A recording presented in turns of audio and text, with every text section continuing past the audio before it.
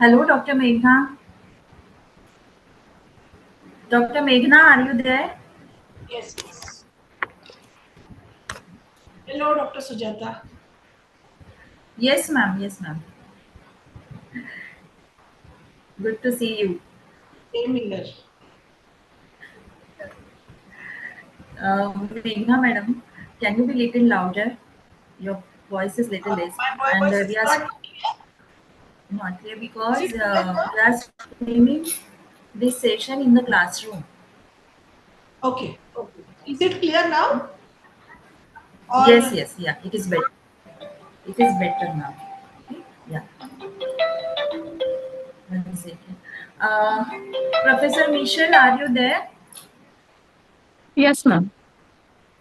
Okay, so Dr. Meghna, this is we have designed information literacy course for our second year undergraduate students. They have this field project in their syllabus under the NEP syllabus of yeah. this year. So in this field project, they have to do a small research where they have to visit field and collect the data and then have to submit report also. And in the process of this activity, we have designed this 8 sessions information literacy course. So thank you very much for joining us and sparing your time for this course. So now I will request Professor Michelle to introduce Dr. Meghna. Professor Michelle. Good afternoon, everyone. It is with great pleasure I welcome you all for today's session on plagiarism. We are honored to have with us today our resource person, Dr. Meghana Sanjeeva. Dr. Meghana has more than 2 decades of professional experience, currently holding a position of librarian at Vivekanand Education Society College. Dr. Meghana has computed her master's and doctoral studies from SNDT University. Her research contributions comprising of several journal articles, conference proceedings, and book chapters. Dr. Meghana has also received research grants from UGC-funded research projects and secured a scholarship for FSCI. She is presently serving as an executive committee member of Management Library Network and an associate educator of Journal of Library Management. Thank you for taking your time, Dr. Meghana, to share your knowledge and experience with us, and we look forward for a productive session. Thank you, madam. Thank you for this introduction. And I take this opportunity to thank the St. Andrews College, Dr. Sujata, for giving me this opportunity to interact with students on this very important topic of plagiarism. So, if you can permit me, I can share the screen and we can begin.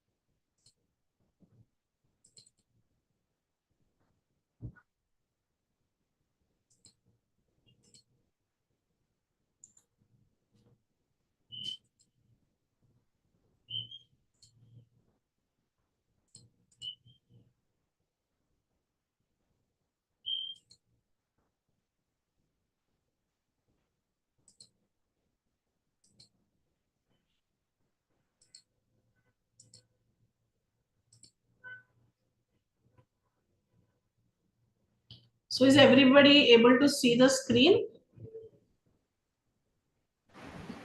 Yes, we can see Dr. Meghna. We can see your screen.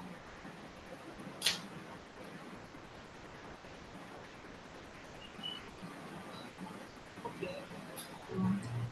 So we will begin on our session, and what I will be basically dealing is what is this topic of what is plagiarism, what actually means plagiarism, and what are the ways we can avoid it.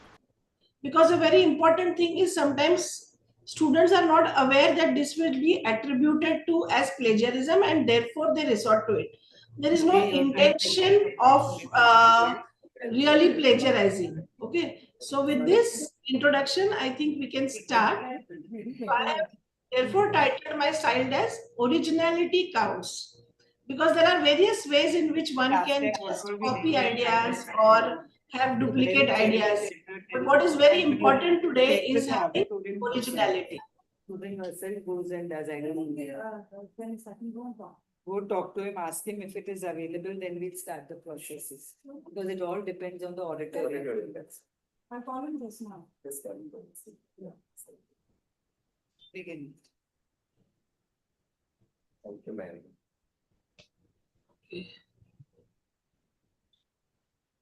So the outline of my presentation will be just to set it in the current context. One has to understand, since it's a part of your field project where you would be involved in research, to set it right, I would just like to make you understand that why we are conducting research and what is the importance of ethically conducting research. Okay, and in this context, we have to understand what is plagiarism, what are the various types and ways and means to avoid it. So what is research? If we have to understand it, what is research? It begins with our curiosity to really want to know something new, or we want to increase our understanding of a particular topic. We want to solve some real life problems. Or research is also very, very helpful when we want to take particular decision. So if you look at the government, it keeps on collecting data of the population, of the community in some way or the other, to roll out various schemes. To roll out various schemes, what they need is to understand what is the data available, what kind of practices are being followed, and therefore it will help them launch some new schemes which will be helpful for the entire population or a part of the population. So if we have to sum up that why we have to do research is, first, it's a tool to gain knowledge. It's a way to provide a new theory, to get updated information on any particular topic that we are looking for. And it's a way to find out what are the new opportunities in this area. And of course, in academics, when we do it, it is also a way to climb the academic ladder ahead, or it is also helpful for job research. So basically, it is something to do with our curiosity to know or understand things better. And if we want to understand things better and do it well, we also need to understand that we need to be absolutely ethical while we are conducting our research. So ethics and acceptable and unacceptable, we need to understand the difference between them. It's a very thin line, and we have to also understand that every institution, every profession, every discipline will have its own understanding and will adhere to something called as ethical norms in research. And they begin right from the point of conducting research, the way we have designed our research, the way we are conducting our research, to how we are publishing our research. Okay, so ethical practices are very, very important, and it is very important that students are educated in terms of ethical practices right at a very young age. This effort that the college has been taking for you, it's a very good step, because at this stage, when you are guided to what is right and what is non-ethical, will go a long way in making a foundation for your research practices. So what we say, what are some of the ethical practices when it comes to the conduct of research and publications, is that it has to be done honestly, openly, objectively, avoiding all types of biases. One has to be very, very accountable when it comes to being connected with research. Integrity is very important.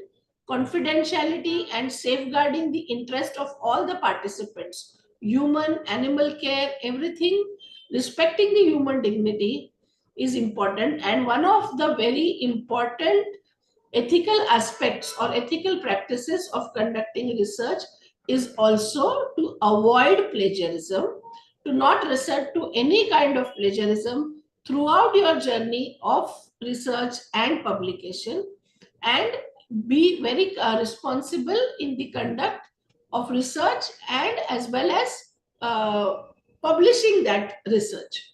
Okay. So with this, we have to understand that it is one of the important ethical practices of research, and one has to be aware of what is plagiarism and what are the ways to avoid the plagiarism. Okay, so we go by the definition of plagiarism, that is to steal and pass off ideas or words of another person or another's production without crediting the source. So without giving the credit to the person whose ideas we are using or referring to is called as plagiarism.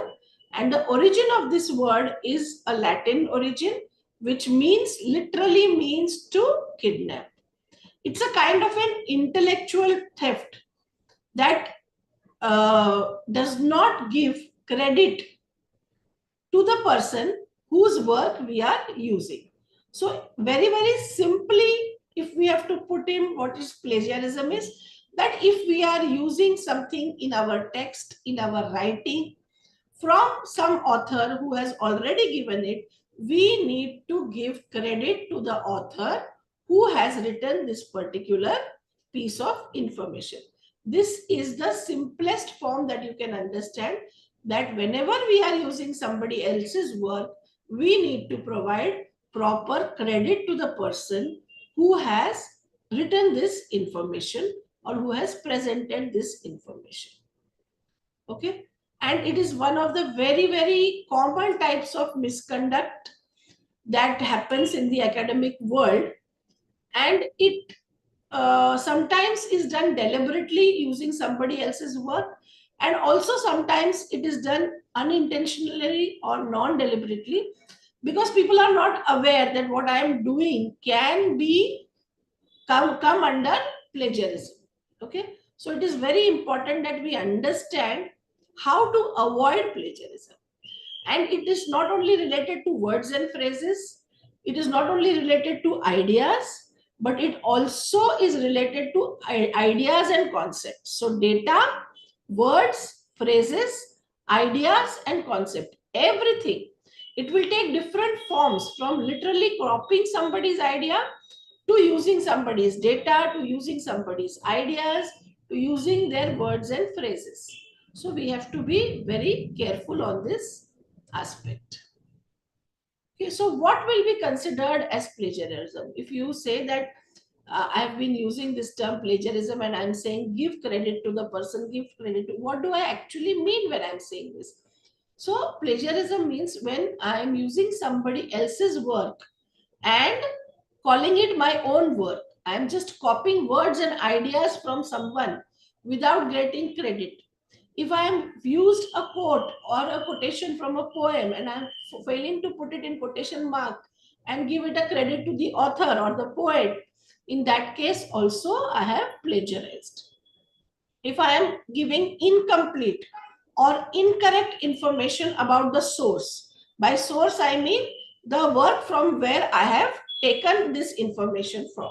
So I am incorrectly writing the author's name or incorrectly writing the title or the document from where it is the origin of the document, then also it will be considered as plagiarism.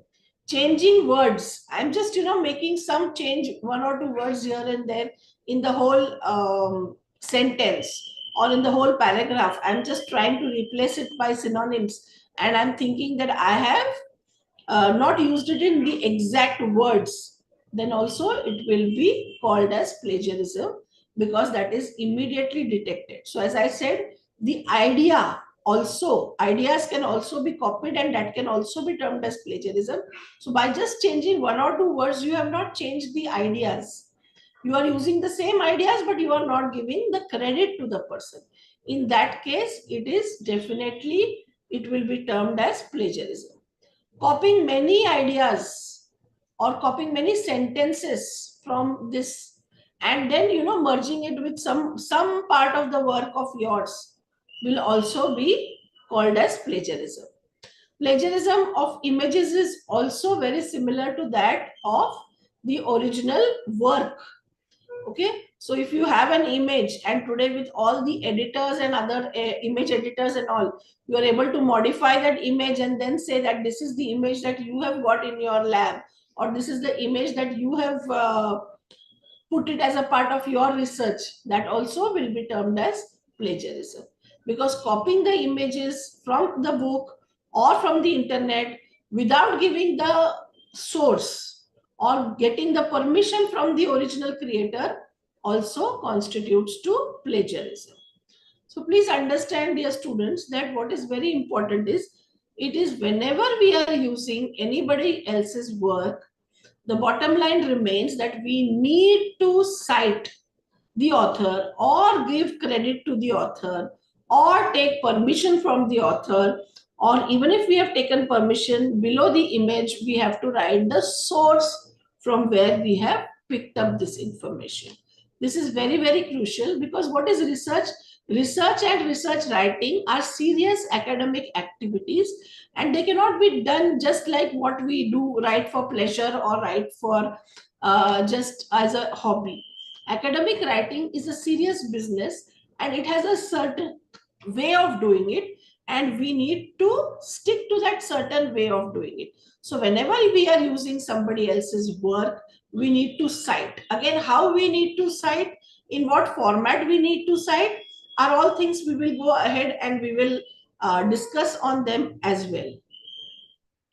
Okay, you must have come across, or there are some of these famous cases which we have read about in various newspapers also, where we have seen that these people were also put up as plagiarized contents were coming out in various ways. So Melinda Trump's 2016 speech was not only what we can say, there were some ideas taken from the Michelle Obama speech, but it also has some exact words which were used by Michelle Obama in her speech in 2008. This was also condemned big time in the media, and there were a lot of articles at that point of time. Now there is again this famous primatologist Jane Goodall, and had admitted to several passages in her book, the book was titled as Seeds of Hope.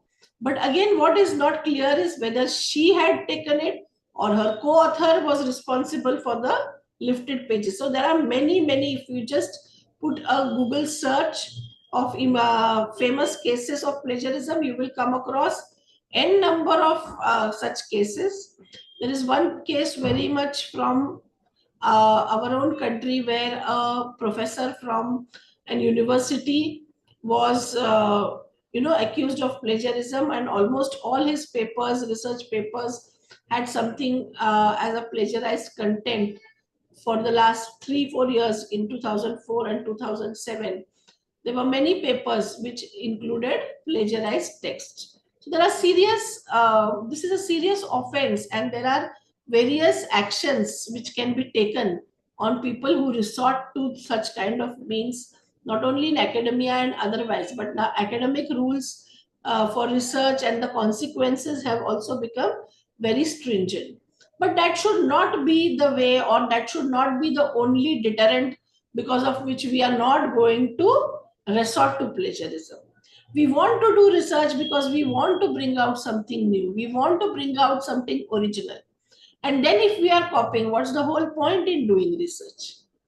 The idea of doing research is to bring something new in front of the whole academic community. And then if we are resorting to such kind of means, so anytime Not only the punishment and the consequences should not be a deterrent, but why we are doing this particular objective. What is the objective of us doing research? Because we want to bring something new. We want to call it our own creation. And at that point of time, we must be very careful that we should not also unintentionally also not get into something that is very wrong, ethically termed wrong in terms of research, that is plagiarism. Okay, so it's not that plagiarism is a very new concept. It existed for ages together, even before the electronic text and the online resources came into picture. But what has now happened is that because of the online material easily available, copying has become more rampant. It has become easy. People are more and more tempted to copy. But dear students, please remember that the easy it is to get copying, the easier it is to get caught. Because these same online resources that have made so much of information available and accessible to you, this online world has also given a lot of tools which will help detect plagiarism. Okay, so it's very easy to plagiarize, and a lot many younger students not aware, sometimes with awareness, are very much tempted to do this. But again and again that we would tell you that when we are doing research, we want to bring something new, we want to call it as our own creation, and at that point of time we must ensure that we conduct our research ethically. And this is not a phenomena that is restricted only to academics. Plagiarism has been rampant in various spheres that we can see across. What has made it easy is this presence of online resources. But along with that, please, a word of caution: as easy it is to copy, easier it is to get caught. So we do not want to get into all this cycle of doing wrong things at all. Okay, while discussing with students and while asking them that why do you feel, why do you feel that there is a need to plagiarize, and why, with so much of information available, you can do better work with citing and things. So why is it that students are tempted to still plagiarize? So they find the assignment boring, they just want to submit it, they want to do too much, or they feel that my guide or my supervisor is expecting too much from me, and right now I don't have the time and the capacity to do it. I want to get this fellowship, I want to get this award, and everybody else is also doing it. Why should I not do it? So these are some of the excuses. And then students also feel that as long as I am not caught, what's the point? I will might as well copy. This is what they have, some of the students have shared over a period of time, that why they have got into this excuses of making things and making up things and plagiarizing it, because they don't understand that academic writing is a serious business, and they just want to get away with a particular task at that point of time and are not interested in it anymore, and therefore they feel that it's the best way is to plagiarize and get out of the whole story. But it's absolutely incorrect, because what you are doing is you are cheating yourself. The objective with which you have started, or that particular course expects you to do something, is to do some kind of value addition in you as a student. There are some expected outcomes after completing a particular course or a particular assignment, which is completely destroyed when you plagiarize or resort to any kind of unethical behavior. So in a way you are cheating yourself. There is no value addition that is happening in you over the period of time. You are limiting your own learning. So if you had not plagiarized, you would have walked 2 steps ahead, learned how to do things in the proper way. You would have read, you would have tried to put it in your own words, you would have paraphrased, and with which you would have got some information, you would have assimilated that knowledge to yourself. But now nothing of that is happening. Okay, it's just that you are copying, and the entire outcomes or the entire way in which you wanted or the course wanted you to learn through or go through that rigor of academics, nothing of that is happening. And it's just waste where you are cheating yourself. And again, mind you, the consequences are not worth the risk. It is like resorting to any kind of unfair means during the examination. This is also very similar to that. You know what are the risks involved in that, and the consequences are definitely not worth the whole process. Please learn to give credit to the person who has done the work, whose ideas we have used. Okay, it also puts the information in a proper perspective. The who has written it, when it was written, what has happened. When we are citing, we are also giving information to our other readers to find more information on the topic that we are writing for. So research is not only for today, it should also lead to vistas for future avenues for future research. And that time, these references serve as a very important starting point for the next researcher to begin his or her own research. Okay, so I have been saying that sometimes plagiarism is not intentional. It's it's due to carelessness, or it is due to incorrect or inadequate citation, or even sometimes, just overusing quotations. So if your full research is about citing somebody, quoting somebody, so where are you going to express your own ideas? Okay, so that is also not a correct way. How much to cite, what to cite, that also has certain ways and means by which we are going to do it. And intentional plagiarism, we've just discussed what are the various reasons that people, just because they find it easy, just because information is available at the fingertips, they want to just get along finishing everything, or just copy and submit it. So that's the reason they are doing intentional plagiarism. But either of this is not at all acceptable, whether intentional or unintentional. Unintentional, then it is our responsibility to get educated, to understand the topic, and to eliminate such kind of things. So even using media images with videos without proper attribution will be treated as plagiarism. Okay. So when we talk about intentional plagiarism, we are just copying down the entire paper or part of the paper written by somebody else and then calling it our own work without giving proper credit for the source. We are just incorporating somebody else's ideas or concepts, that also. And again, reusing the research work again and again, even though it's my own research work, if I am using it again and again for certain other papers, then it will be termed as self-plagiarism, that I am reusing the same research which is already published or presented in some other publications.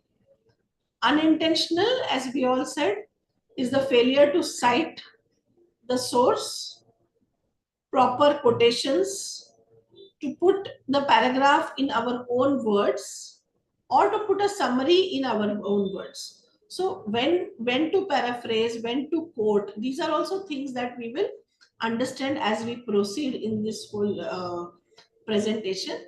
So unintentional plagiarism many a times stems up from things like disregard to scholarly procedures.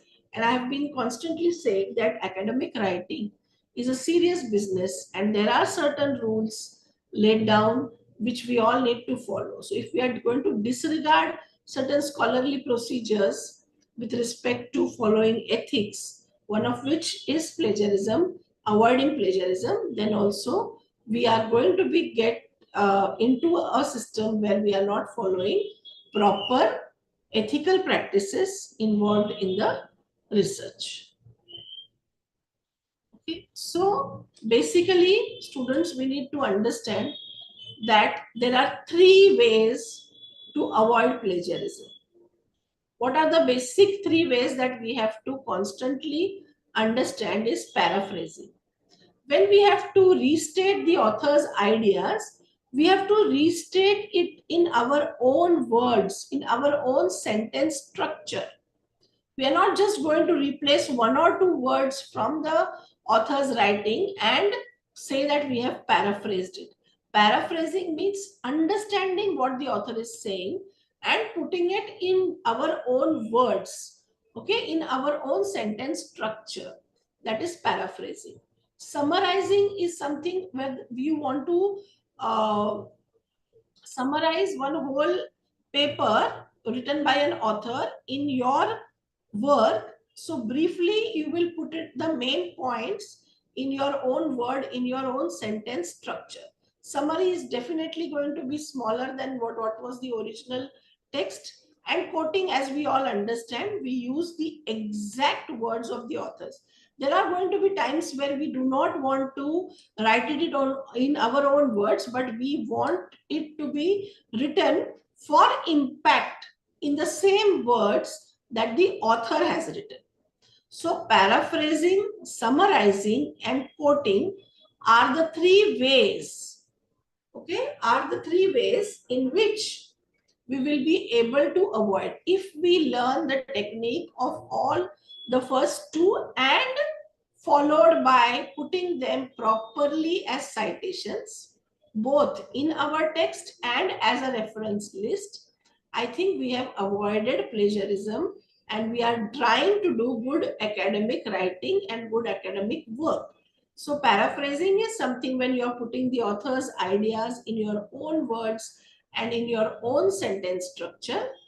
Summarizing is when you are trying to put too many ideas of the author in brief, in your own words, is summarizing. And when you are using the author's own text, you have to use the quotation marks. And all this must be followed by proper citations. Okay. Now we will look at each one of these ways, that is paraphrasing, summarizing, and quotation.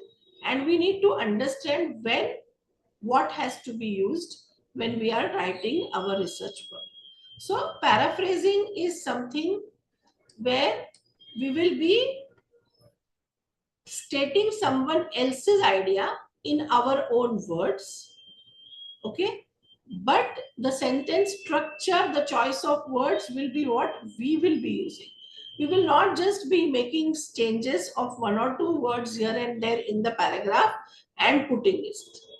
Okay, sometimes it happens that the length of the paragraph of the original and our paragraph is almost same. It is very different from summarizing. Summarizing, the text becomes smaller. I mean, the original text is long and you have just summarized it in a small way in your own words.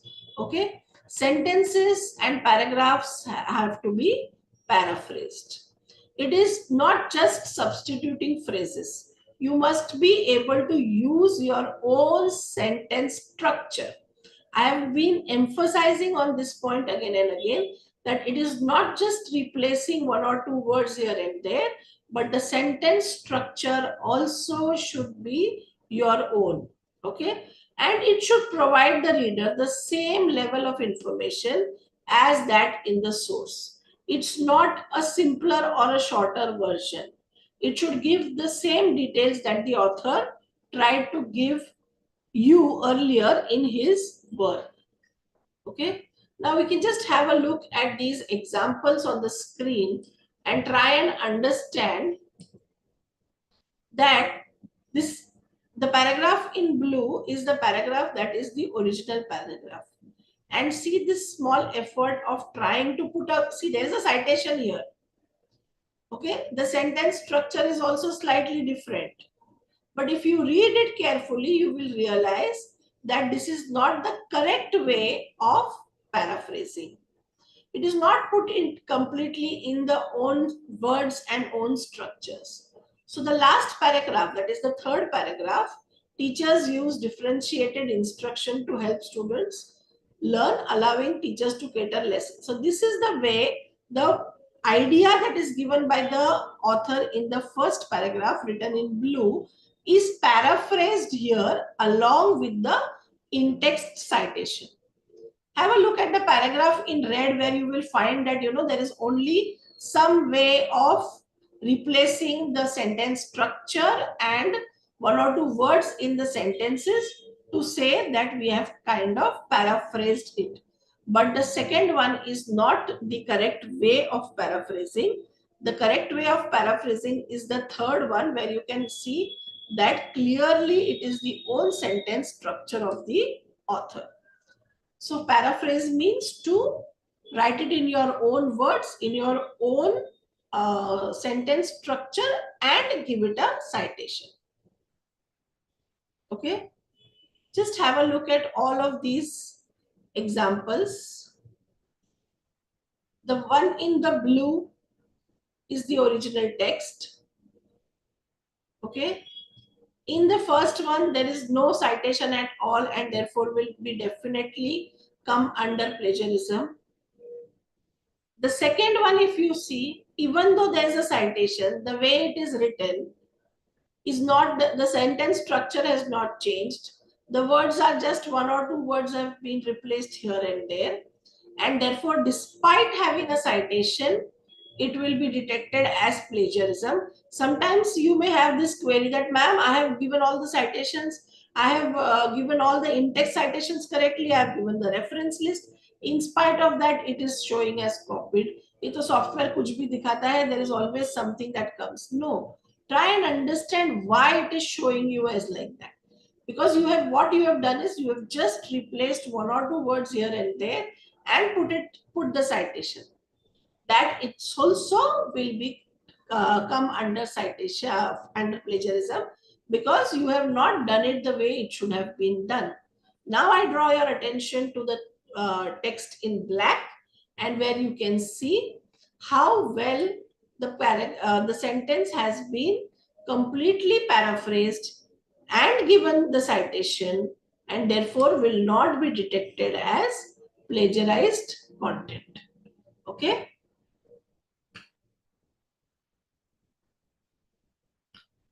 The next thing that we spoke about, three ways in which we can avoid plagiarism. One was paraphrasing, which we discussed just now.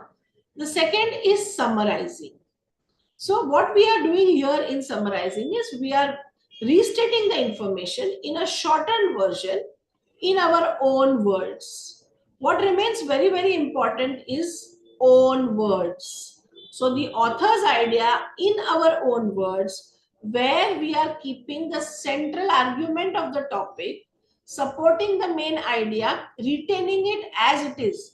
While we are paraphrasing or while we are summarizing, we should be very careful that we are able to convey to our readers what the original author was trying to say. Just because of lack of skills of paraphrasing or summarizing or our struggle with the language in which we are writing, we should not just convey something that the author has not at all said, or our paragraph should be reread to understand whether it is able to convey what the author has said in the original work. It is very, very important. I remember one of my early days of beginning research, and I was trying to write something what an information scientist had written, and my teacher at that point of time immediately read and said, this is not what Stephen Harnard has said, Meghana. Please read again and try to write it again. So this, I still today, whenever I am paraphrasing something, I remember, and at that point of time, I was in awe of that thing, that how can a teacher really know so many things, that she's pointing out that this is not what the author must have said. So the central argument is extremely important, that it includes the central argument, supports the main idea that the author was trying to convey to all of us. Don't make it in our effort to summarize it in our own way, we completely change the meaning of what the author has said. And all this definitely comes only with practice. Please remember, this will all come up with practice. Do not write the summary as an essay. Okay? Do not write it as an essay. We want to summarize it. We just want to summarize the main points, the key points of what the author has said, and do not add any of your opinions in the middle of the summary. Your opinions can come later. But when you are going to summarize, you are going to give it an in-text citation as well. So in that paragraph, please do not add your opinions. Your opinions can come later on. Okay. So paraphrasing and summarizing, the important points here are using your own words, your own sentence structure, while maintaining the argument, the thought, and the main idea that the author would like us to understand. Okay. So we have looked at paraphrasing. We have looked at summarizing. Just look at this. I think it's slightly not very clear.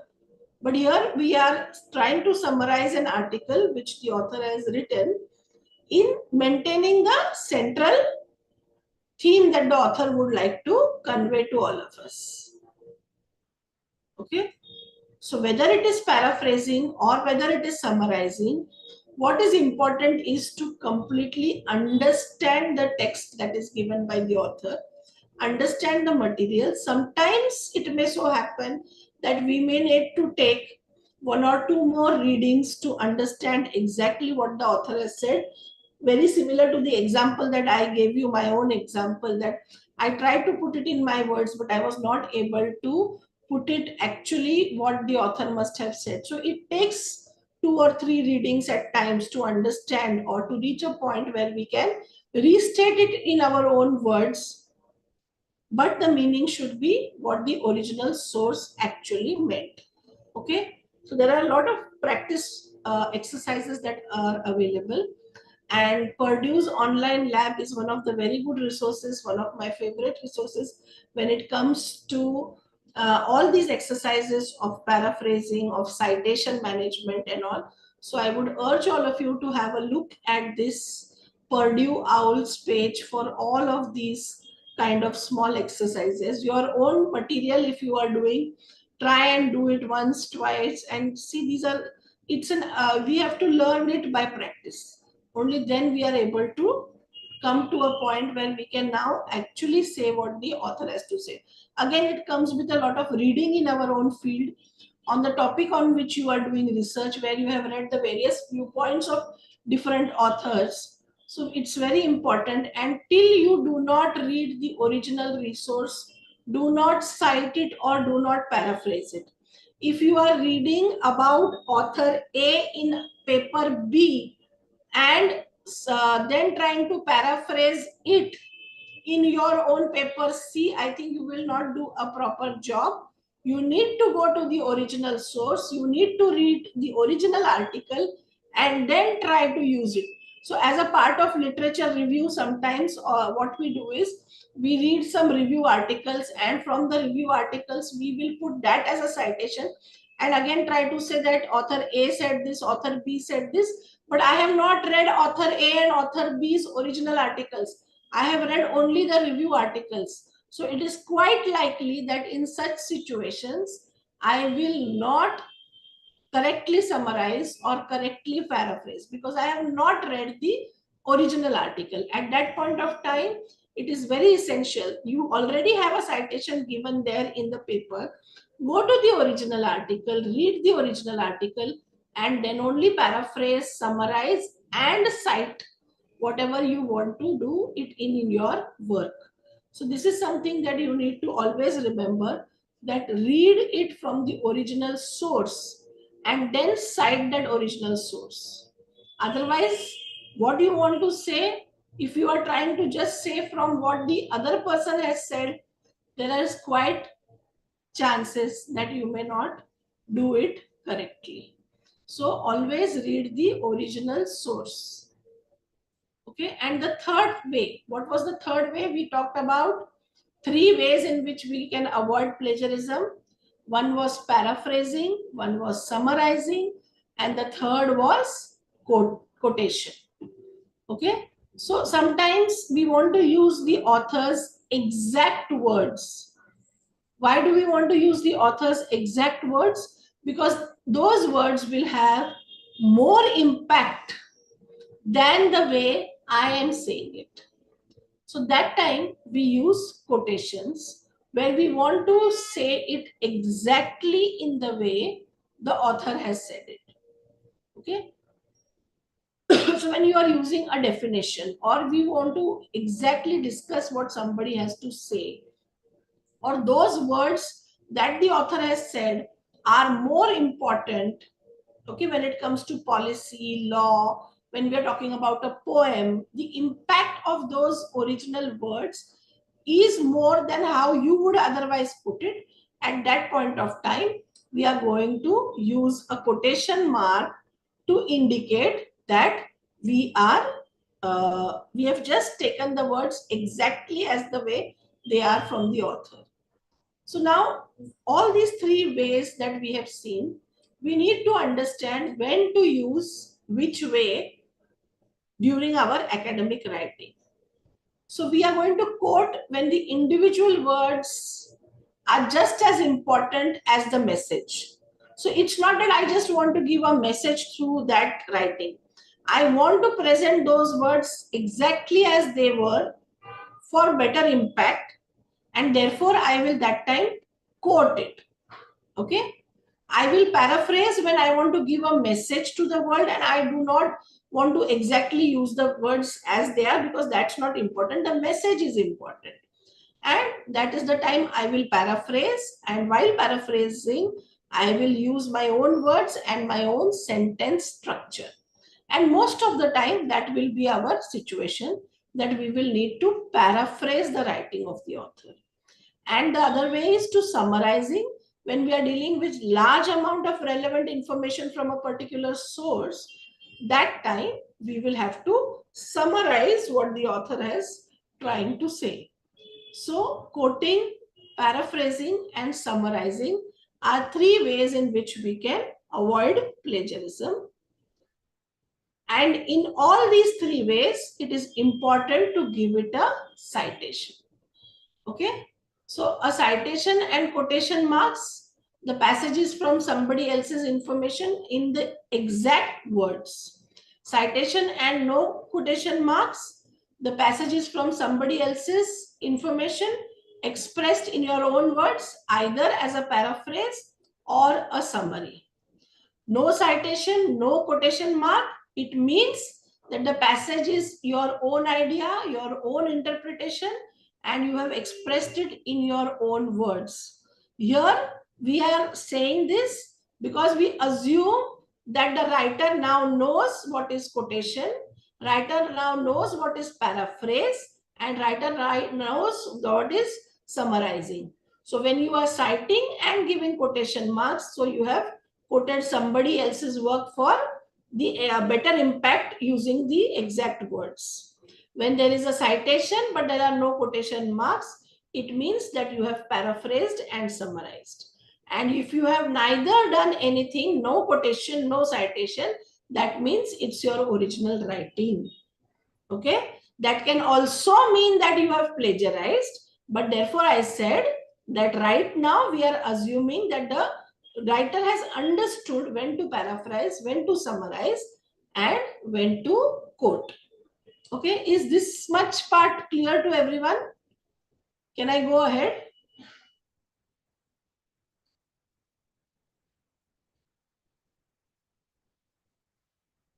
Yes. Okay. So now what should be cited?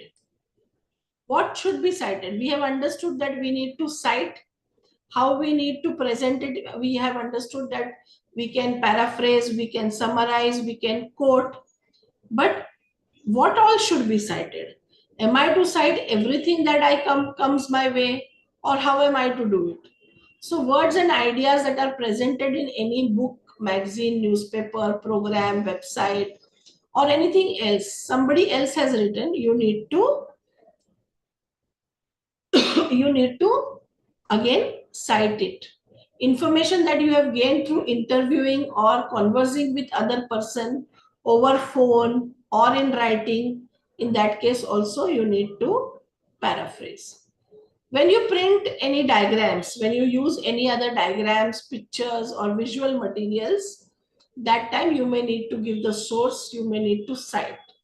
When you reuse any or repost any kind of digital media, images, audio, video, anything else also, you need to give the correct citation, that is the original work.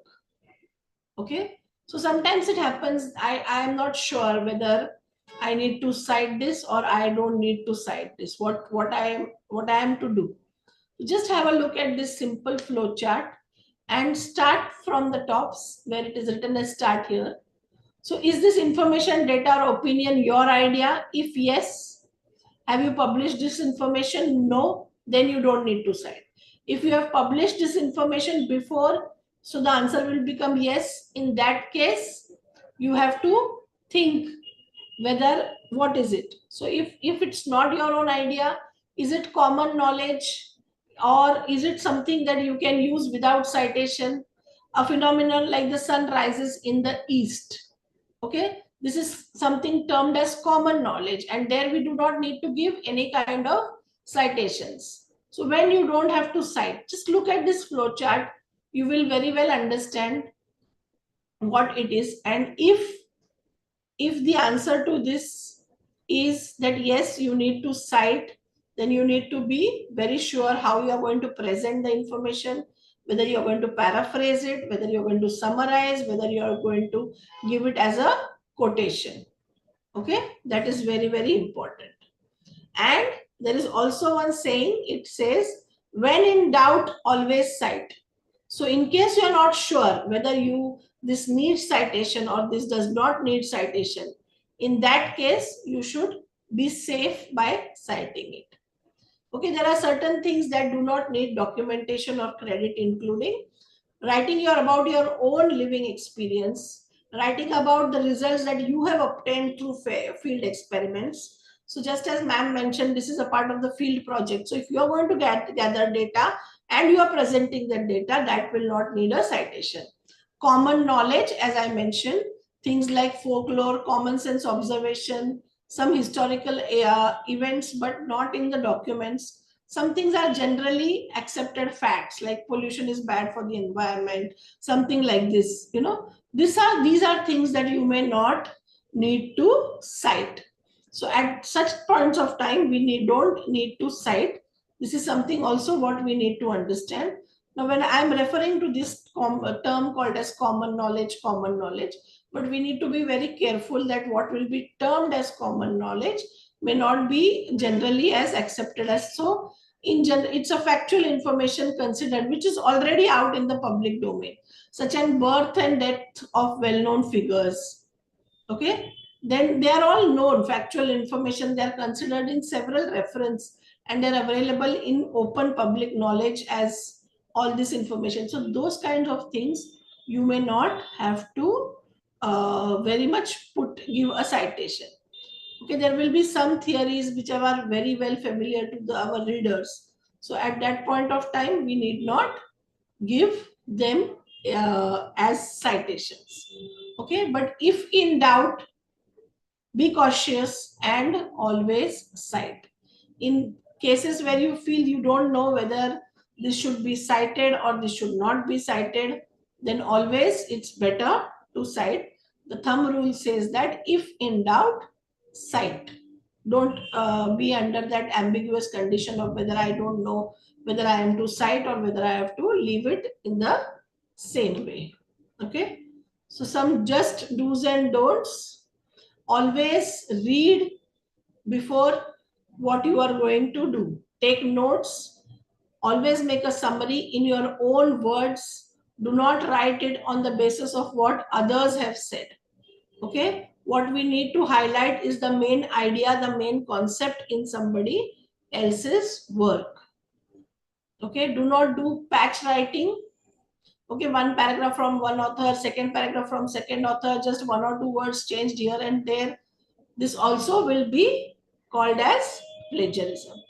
Do not just cut and paste material in your own paper without summarizing it. paraphrasing it or quoting it. Okay, and never forget to cite. You have paraphrased also, you have summarized also, but you have not given credit to the source, so you have not cited it. That will also be termed as plagiarism. And when we are citing, we need to always follow a particular recommended referencing site. So in this 8 sessions of yours, I'm sure you will have a small discussion about the citation methods. So each discipline or each subject has its own way or method in which they use their citations. So the languages, literature, and all use something called as the Modern Language Association.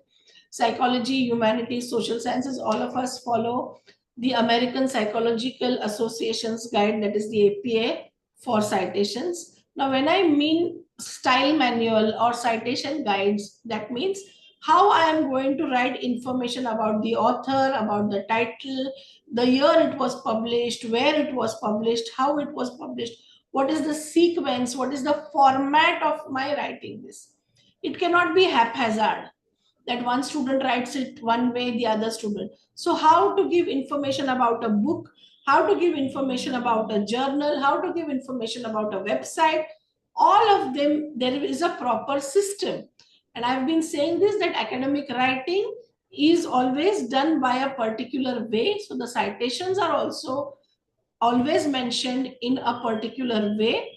There are systems laid down for every discipline, for every type of publication, and we need to go and refer to these systems and these ways of referencing for both, for a reference list at the end of your research work, or also while you are giving the citation in text. Okay, so there is a recommended referencing style, full details of the record, so that we write it in a particular way. Okay, proper quoting is also required. How you are giving the quote is also very, very important. Every style guide will have its own ways. So if you are using less than 40 words, what is the way it has to be written? And if you are using more than 40 words, how you have to write all this, every style manual or the reference guide, that is MLA, Chicago, Harvard style. There are different styles that are used in different subjects and disciplines, and we have to follow that. Or sometimes our institution gives us guidelines that for this project you have to follow this particular guideline. So we have to stick to the referencing style that is mandated to us, and accordingly we have to use it for the type of the material that we are using. Okay, so as I have been saying that it is very easy to copy nowadays, but it is very easy to get caught also. There are specialized softwares which are available with educational institutes which help to detect the plagiarized content. So Turnitin is one of the leaders of this industry, which is helpful for plagiarism detection. And students nowadays, along with plagiarism, all of these softwares also give AI generated text. So if you have felt that you are very smart and you have neither copied for anywhere, but you have nicely taken care of all the rules for plagiarism, but you have used a lot of AI to generate text for yourself, even that will come. So there is threshold set by institutions themselves that they are not going to accept any AI content which is more than a certain level. So be very careful. Not only plagiarized content, but also AI content is detected in all of these softwares. So one of the leaders in this is Turnitin. And the second one, which many Indian institutions are now using, is Drillbit. It also gives us wonderful reports. And now the UGC has given this software to some of the institutions as well. So typically a Turnitin report will look something like this, where you can see this 19% as a similarity index. And from what all sources Okay, from what all sources is this information in this paper copied is given here. So every color that you see here, suppose this purple color, it is talking about this reference. So this is how you may send a report to the library, you may send your research paper to the library, and the librarian or the library staff will send you the report of similarity. See, here it is not calling it as a plagiarized text. Why? Because the report has to be interpreted by all of us. The report has to be interpreted by us. Sometimes it is such that, and therefore it will show you, this concept is called as similarity index. It is not accusing you of plagiarism at this point of time. But what does the guidelines say? That your similarity index should be less than 10%. Okay, these are the UGC guidelines given. So the similarity index should be less than 10%. So here it is showing 19%. That means the student has to rework on his or her own paper. So there is a color coordination for everything. You can see the reference in the same color refers to the first paragraph here. Reference number 4 refers to the first paragraph here. So it's color coded like this. You can easily understand that which paragraph you need to work. So like this, when you see, sometimes this first is seen as 5%, then 2%, then 1%. So our advice to the student is always begin with the reference which shows maximum similarity, work on that, and then go down. Now this is showing less than 1% from this. So right now don't work on these references. First work on those references which show you more percentage of similarity. Then you will be able to improve your paper in terms of the originality and reduce the similarity index. So this is how typically the Turnitin paper looks like. And the drill bit paper also is very similar to that, and it shows you 15% similarity. It shows you which document matched here, and you can very well see here that how your publications, some of them were internet resources, some of them were journal publication, and every software, there are certain rules that are set. Okay, certain filters that we already set. Like what do we say? Exclude quotes.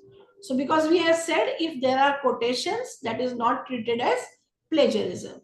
So exclude the quotes, exclude the bibliography, okay, the reference list. And there are sometimes some words which are constantly used in that particular area of research. So those are put as excluded words or something. So in this paper, we have not excluded anything. Therefore, it is showing as 0, excluding phrases not excluded. So this is typically how the paper will look like, and it will show you the kind of similarity it has.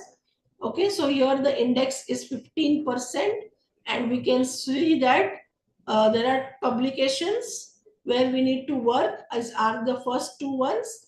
Then gradually we can go down to the other ones. Okay, so all this is definitely we are coming under the radar, and the softwares are getting finding out the similarity and the copying part of it. UGC has given guidelines at different levels. What we need to understand is that anything below 10% is accepted, and there are several penalties associated with it. Where student is debarred, sometimes if it is done by a faculty, then the positions are taken away and so on. There are guidelines, but what we need to primarily understand here is that the penalties are strong, and what is the similarity which is accepted is up to 10%. Okay, so there are various repercussions about it: legal, destroying of academic reputation, student has to go through it again, so many things associated with it. Okay, again, to summarize, I would say, please be original, do not plagiarize, be conscious to imbibe all these ethical practices right at the early stages of your career. Read the original documents. If you face some difficulty, talk to your teachers, talk to the librarian. They will definitely be able to guide you in this. Cite sources very carefully. use appropriate methods of quotation, paraphrasing, or summarizing. And if you are sometimes not clear whether what you have done is correct, use help the software tools. The software tools are not only to detect what one has done wrong, but it also gives you an opportunity to improve your work. So we take the report from the library or from the department, whoever is doing this, and we improve our academic writing. Okay, it's not only to penalize. This software is meant to improve our academic writing, and therefore it is very, very helpful. It is not that after you are done and you have submitted, only at the end of time of awarding marks it will go through the plagiarism detector. No, you get it checked, you improve on it, then once you are satisfied, you submit. So therefore unintentional any kind of things can definitely be improved through the use of these softwares. Okay, this is something all that we wanted to discuss, and these are some of the references that I have used to my presentation. And if there are any question and answers, I would try and answer them. Okay, and so if there are any questions, students.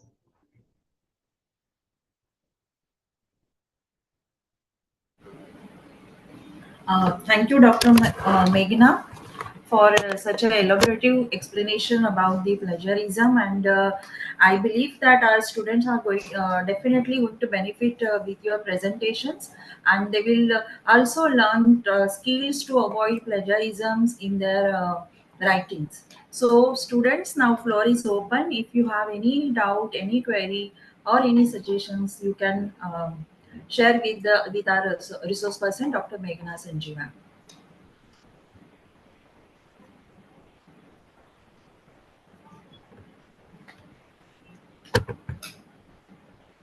Students or teachers, if you have any doubt, you can share with Dr. Meghana Sanjeeva.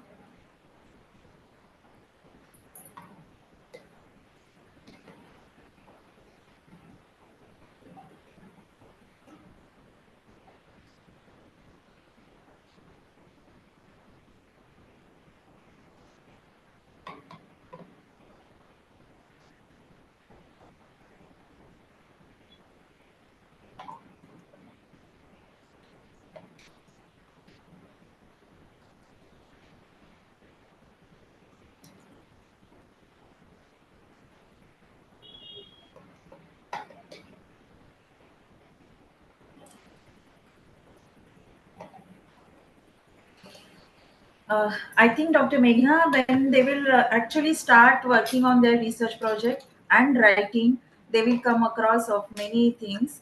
So after that, we may contact you. Thank you so much for joining us today.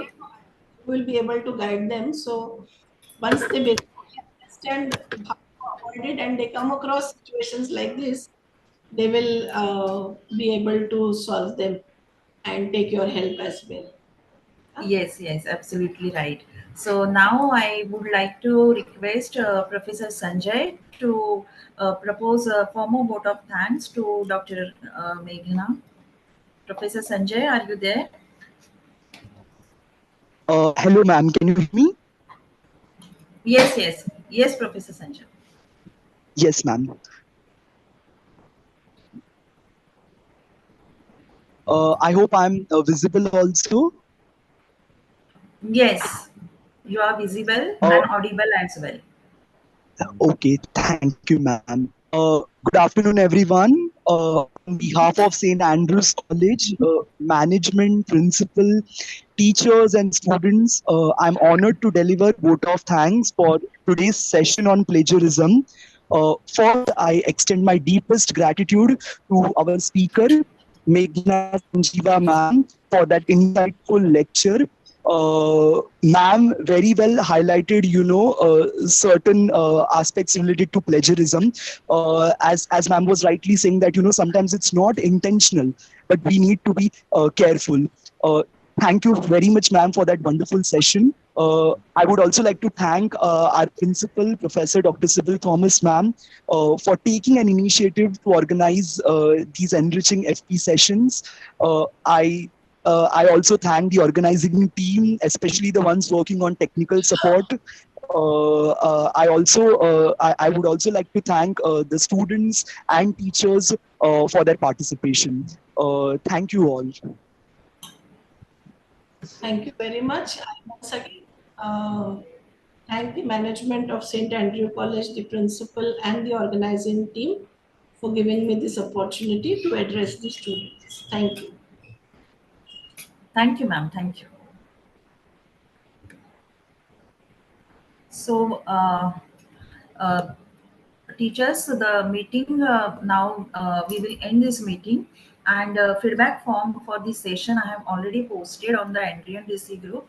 Kindly see to that all the students of SY, those who have attended this session, give their feedback. So we are ending this meeting now, and we are again meeting in the evening, 6 o'clock. By 5:40 you will receive a link for the meeting. Thank you so much for your presence.